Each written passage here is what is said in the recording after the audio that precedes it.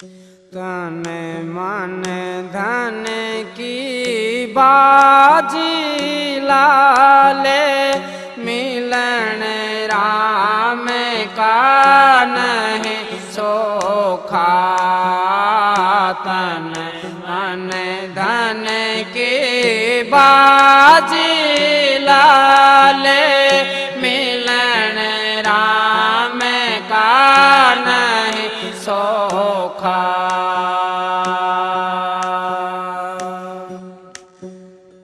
जन्म मानस का मुश्किल पाना, जन्म मानस का मुश्किल पाना, बार बार नहीं ये मौका भाई, बार बार नहीं ये मौका। तन मन धन की बाजी लाले मिलन राम का नहीं सोखा। तन मन धन की बाजी लाले मिलन राम का नहीं सोखा।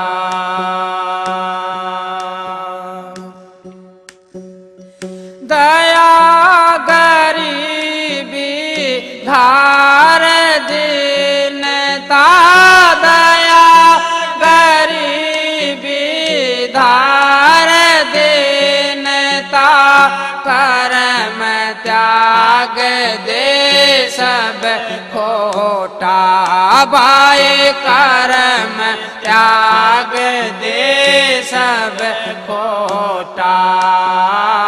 तन मन धन की बाजी लाले मिलन राम का नहीं सोखा। तन मन धन की बाजी लाले मिलन राम का नहीं सोखा।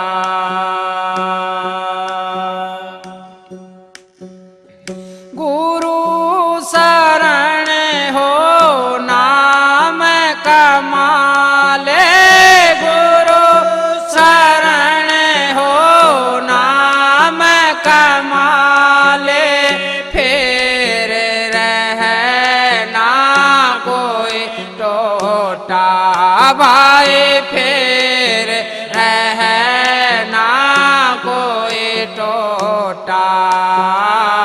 तन मन धन की बाजी लाले मिलन राम का नहीं सोखा। तन मन धन की बाजी लाले मिलन राम का नहीं सोखा।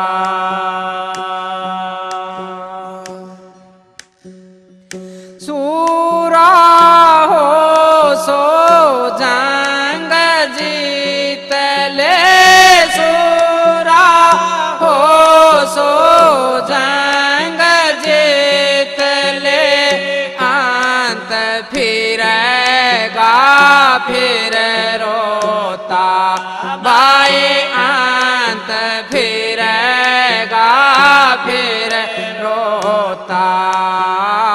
तन मन धन की बाजी लाले मिलन राम का नहीं सोखा। तन मन धन की बाजी लाले मिलन राम का नहीं सोखा।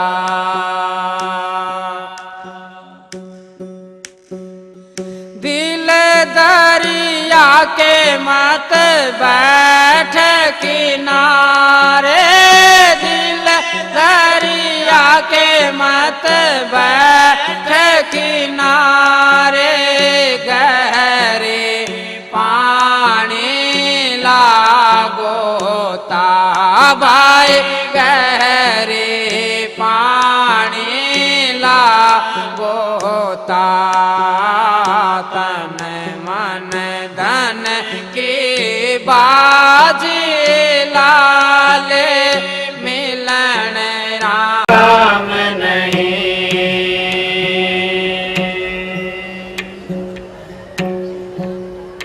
भाई ये जीवस राधा स्वामी, राधा स्वामी दयाल की दया, राधा स्वामी सहाय, राधा स्वामी। प्यारी साध संगत जियों, बुजुर्गों, माताओं, बहनों, नौजवान साथियों, बच्चों, सत्संगी प्रेमी जितने भी आप यहाँ उपस्थित हुए हो, जितनी देर सत्संग हो शांति से बैठ के सत्संग लाभ उठाएं। आश्रम काफी जगह और भी बने हुए हैं, सत्संग उनमें भी होते रहते हैं, लेकिन यहाँ की संगत के लिए काफी दिनों से यहाँ के प्रेमियों ने बार बार मेरे से जाके आग्रह किया कि हमारी तरफ भी सत्संग हो। और सत्संगियों का आशय ये होता है कि जो लोग उम्र दराज हैं, बुजुर्ग हैं, शारीरिक रूप से कुछ कमज़ोर हैं, कुछ दूसरी किस्म से कुछ ऐसी मजबूरियां होती हैं कि वो सत्संग में दूर नहीं जा सकते, तो सभी लोग चाहते हैं कि सबको सत्संग का लाभ मिले। क्योंकि जो आदमी सत्संग में आ जाता है उसको मनुष्य के जीवन का महत्व पता लगता है कि उसको मनुष्य का चोला क्यों मिला था,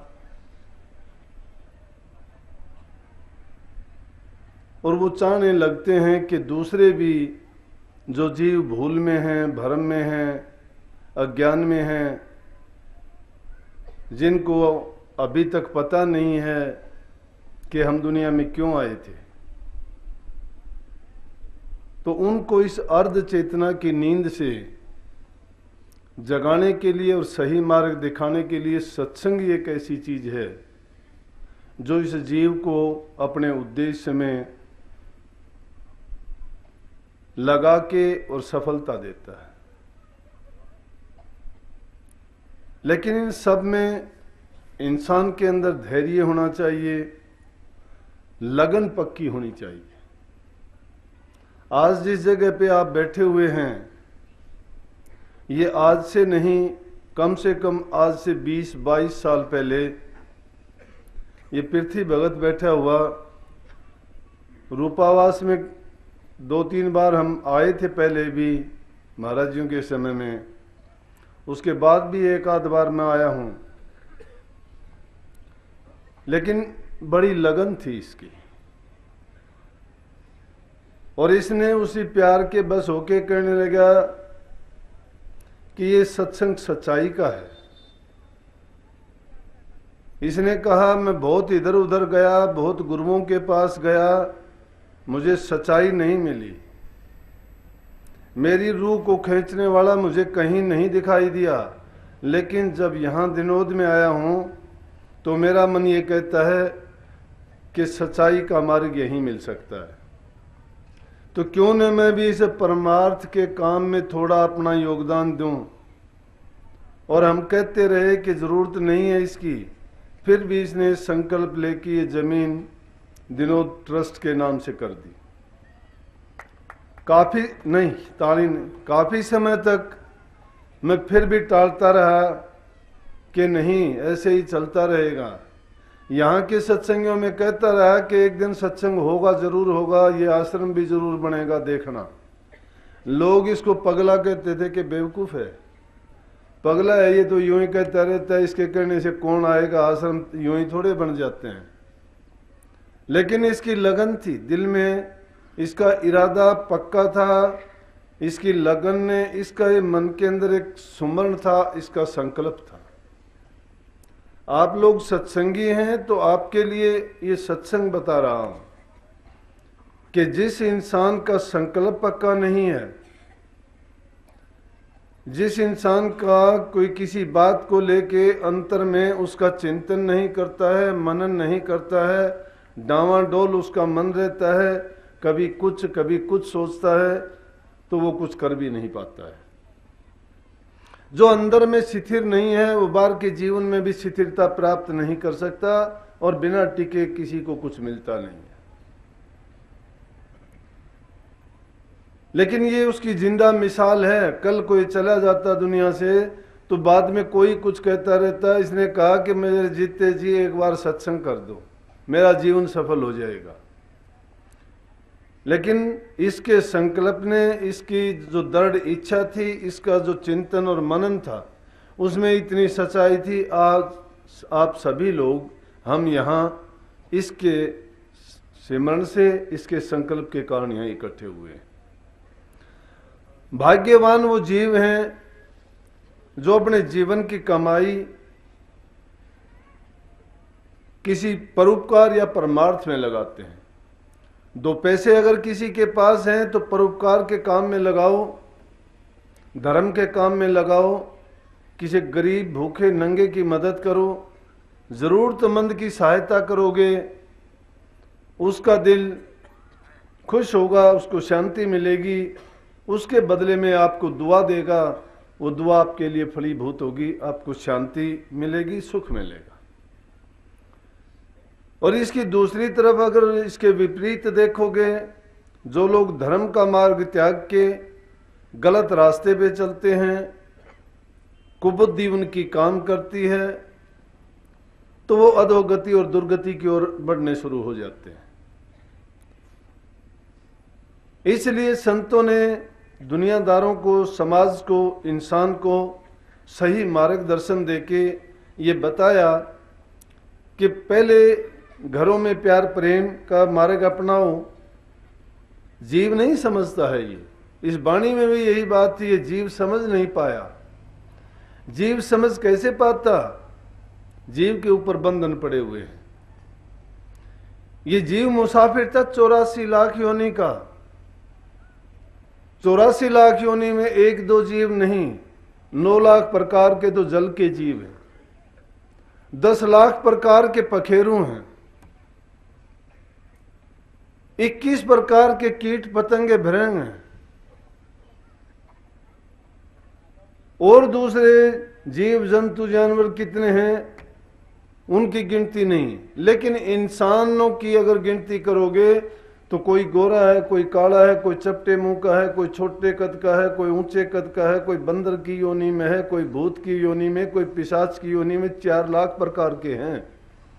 और उस 4 लाख प्रकार के इंसान के जीवन में वही भागी जीव हैं जिनको समझ दी है, अकल दी है, और वो सब हम हैं।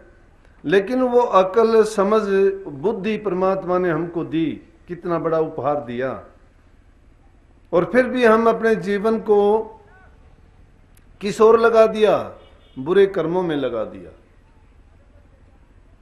शराब, कबाब, विषय विकारों में, चोरी, चुगली, ठगी, दूसरों की निंदा में अपने जीवन को बर्बाद किया। और उसके बदले में क्या मिला?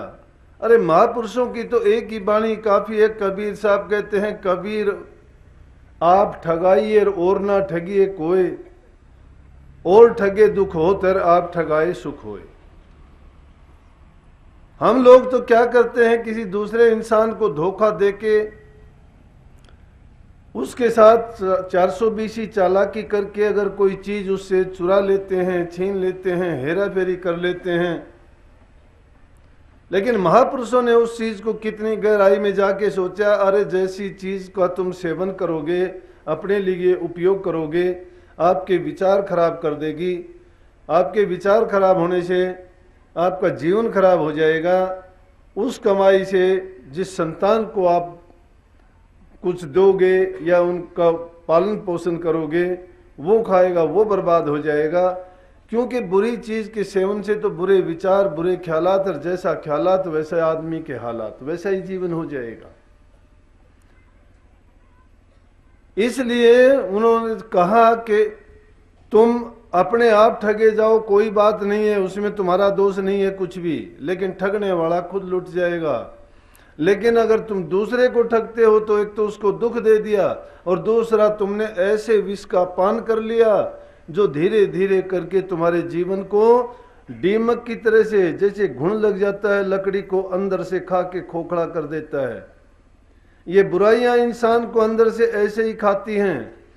हर समय उसकी घात दिमाग में वही चलती है, मैं किस ढंग से ये काम करूं, इस हेरा फेरी के लिए मैं क्या करूं। अरे प्रभु के नाम में सीधी एक ही बात है कि एक ही चिंतन में अपना जीवन लगाना। सोते उठते बैठते जिसका ख्याल करोगे, वैसे जिसमें गुण हैं उन गुणों का प्रभाव आप पर आता चला जाएगा। एक चीज क्या है, सुखरास है, एक दुखरास है, एक नरकों में ले जाने वाली है, एक आपके जीवन को बनाने वाली है। लेकिन हम क्या कर बैठते हैं, हमारी संगत की ऐसी होती है कि वो संगत हमें सुधरने नहीं देती है। संगत में बैठ के बुरी आदतें डाल लेते हैं, वो हमारी प्रकृति में शुमार हो जाता है। इंसान की प्रकृति फिर बदलनी मुश्किल हो जाती है।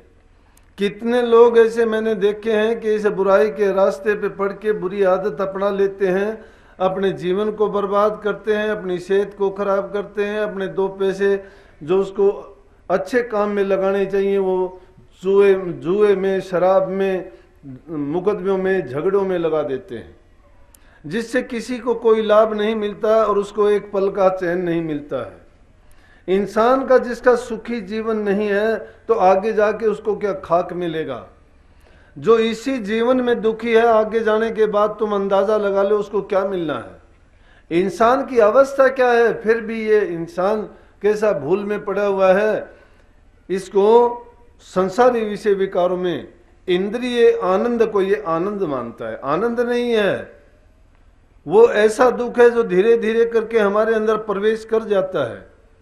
अब हमें पता भी नहीं लगता है, इंद्रिय सुख को हम सुख मान के उसका सेवन करते रहते हैं, उपयोग करते करते उसके ऐसे आदि बन जाते हैं कि हमें ना परिवार की, ना घर की, ना गुरु की, ना पीर की, ना राम की, ना जीवन की और ना अपने सुधार की। कभी हमारे दिमाग में सोच तक नहीं आती कि हम क्यों संसार में आए थे, क्या करना चाहिए था, क्या कर रहे हैं। इसलिए जरूरी है कि संतों का संग करोगे, संत निस्वार्थ भाव से आपको वो दीक्षा देंगे, उन नाम का उपदेश देके तुम्हारे घर जाने का प्रबंध कर देंगे, उनको बुराइयों को छुटा देंगे, सही जीवन जीवोगे। जीवन जीने के बाद जब संसार से विदा होगे तो आपका वासा कहाँ पे होगा। अगरचे आपको मुक्ति नहीं मिलेगी, सभी झगड़े मुक्ति के हैं। आज धर्म के नाम पर कितने आचार्य हैं, कितने गुरु हैं, कितने धर्म हैं, धर्म की चर्चाएं होती हैं, कथाएं होती हैं, पाठ होते हैं, सारी सारी रात के जागरण होते हैं, बड़ी गावा बजाई होती है, लेकिन सबका उद्देश्य एक ही होता है। उसके पीछे की कहानी ये होती है कि उसको रोजी और एक व्यापार बना लिया लोगों ने। धर्म की चर्चाएं जरूर होती हैं लेकिन धर्म मार्गी नहीं है। धर्म की चर्चा जहां कहीं सुनोगे बड़ी लंबी चौड़ी व्याख्या करेंगे, बड़ी बात लगाएंगे, लेकिन करनी नहीं है। करनी संत मत में है। संत मत आदमी के जीवन को क्रियात्मक बनाता है। वो कहता है कि जो तुम अपने जीवन को क्रियात्मक जब तक नहीं बनाओगे तो इन झूठी बातों से कुछ नहीं मिलना, कुछ आना जाना नहीं है।